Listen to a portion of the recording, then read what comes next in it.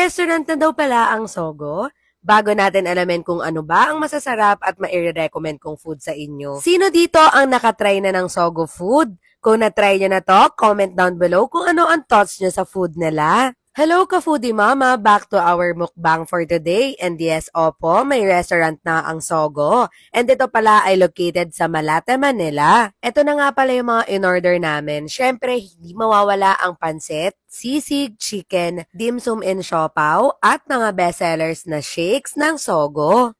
Syempre, umorder din kami ng lumpiang sariwa and ang kanilang crispy pata. For me, ang pinaka nagustuhan ko dito is ang kanilang pansit. Sobrang sarap nito, lalo na kapag mainit pa. Itong bangus sisig naman nila, panalo din ang lasa, grabe. Samahan pa ng napakadaming sili. Syempre, hindi mawawala ang kanilang crispy pata na super crunchy dahil alam nyo ba na freshly made lang naman siniserve ang mga foods nila dito.